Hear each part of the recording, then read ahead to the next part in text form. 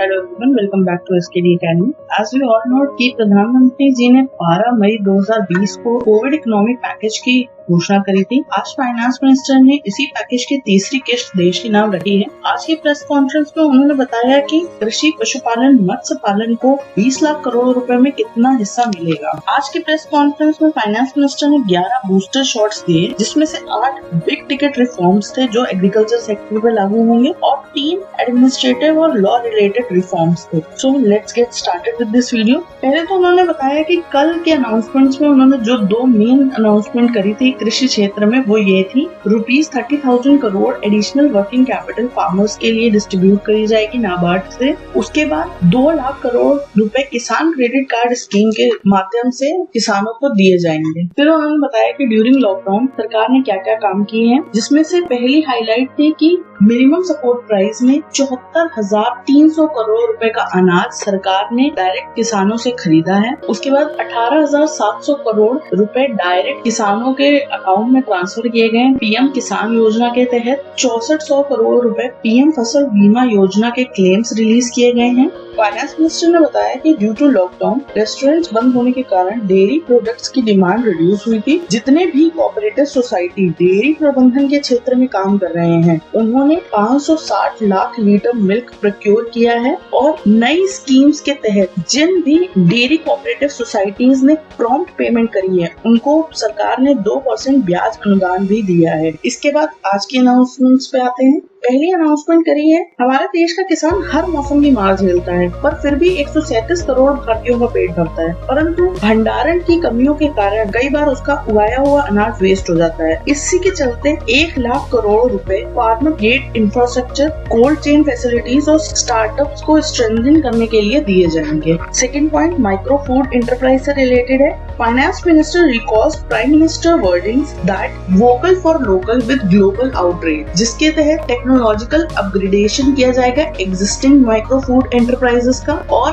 Cluster based approach scheme के तहत छोटे छोटे क्लस्टर्स बनाए जाएंगे। जैसे कि बिहार का मखाना बहुत फेमस है, तो बिहार में मखाने की खेती करी जाएगी। कश्मीर का केसर, तो कश्मीर में केसर की खेती का उत्पाद बढ़ाया जाएगा। ऐसे करके देश भर में छोटे छोटे क्लस्टर्स डिवाइड किए जाएंगे, जिससे कि मैक्सिमम प्रोडक्शन करके best quality food for domestic as well as export use के लिए प्रोड्यूस किया जा सके। थर्ड है फिशरीज। मत्स्य संपदा योजना बजट के दौरान लागू करी गई थी, लेकिन इसमें कोई अमाउंट अलॉट नहीं किया गया था, तो अब इसको 20,000 करोड़ रुपए का अमाउंट अलॉट किया गया है। जिस समय बैन पीरियड चल रहा होता है, फिशरमैन समुद्र में नहीं जा सकते, उस समय भी उस क्षेत्र के फिशरमैन को कुछ एड मिल सके, इसका भी प्रावधान किया गया है। और 70 लाख टन का प्रोडक्शन नेक्स्ट 5 इयर्स के लिए एम रखा गया है। फिर आता है एनिमल हस्बेंड्री। दुनिया के सबसे ज्यादा पशुधन वाले देशों में से एक भारत भी है। सरकार ने 15,000 करोड़ रुपए सेटअप करने के लिए दिए हैं प्राइवेट इन्वेस्टमेंट को, जिससे कि कैटल फीड इंफ्रास्ट्रक्चर डेवलप किया जा सके। उसके बाद हम आते हैं 5th पॉइंट पे, जो कि है control of diseases in animal. Bharat के पशुओं में सबसे बड़ी समस्या है फुट एंड माउथ डिजीज, जिसके कारण उनकी गुणवत्ता पर भी असर पड़ता है। अभी लॉकडाउन के दौरान गाय, भैंस इत्यादि पशुओं का टीकाकरण किया गया है और सरकार ने इसको 100% वैक्सीनेशन का एम बनाया है। Next point is herbal cultivation. जैसा कि कोविड-19 के टाइम पर भी देखा गया है कि हमारी पारंपरिक हर्बल औषधियां बहुत ही गुणकारी हैं और अब तो इनका ग्लोबल मार्केट भी है, तो इसके लिए 5,000 करोड़ रुपए हर्बल कल्टीवेशन के लिए दिए जाएंगे।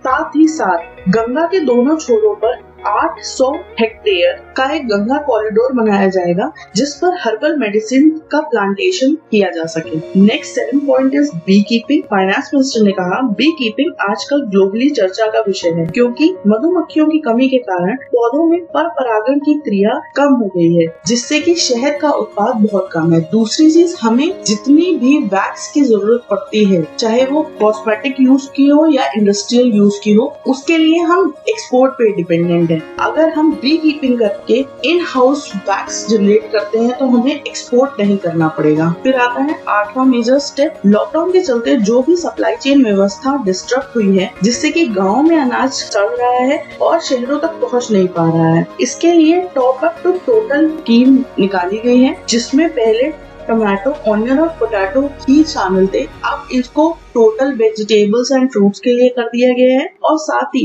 50% सब्सिडी ट्रांसपोर्टेशन और स्टोरेज में मिलेगी। इसको एक तरीके से 6 महीने पायलट प्रोजेक्ट के तरीके चलाया जाएगा। अगर इसमें सक्सेस मिलती है तो इसको एक्सटेंड भी किया जा सकता है। इसी के साथ हमारे एग्रीकल्चर रिफॉर्म्स खत्म होते हैं। अब हम चलते हैं गवर्नेंस रिलेटेड रिफॉर्म्स में, जिसमें फर्स्ट चीज है एसेंशियल कमोडिटी एक्ट में अमेंडमेंट। ये एक्ट 1955 का था और बहुत पुराना कानून था। वक्त के साथ एसेंशियल्स की परिभाषा भी चेंज हो गई है, उसी के अकॉर्डिंग इसे चेंज किया गया है। पहले इस कानून में जमाखोरी को रोकने के लिए कई प्रोविजन किए गए थे, पर अब एसेंशियल्स के लिए नो स्टॉक लिमिट लगा दी गई है। इसके बाद आता है फेयर प्राइस फॉर फार्मर्स। एक सेंट्रल लॉ बनाया जाएगा जिससे गवर्न होकर के जो फार्मर्स है वो अट्रैक्टिव प्राइस में अपने अनाज को बेच पाएंगे। इसमें फाइनेंस मिनिस्टर ने ये मेंशन किया कि जैसे कि एक मैन्युफैक्चरर अपना सामान प्रोड्यूस करके दूसरे स्टेट में जाकर के बेच सकता है, लेकिन ये सुविधा फार्मर्स के पास नहीं थी। उनको सिर्फ लाइसेंसीज को ही अपना अनाज बेचना पड़ता था।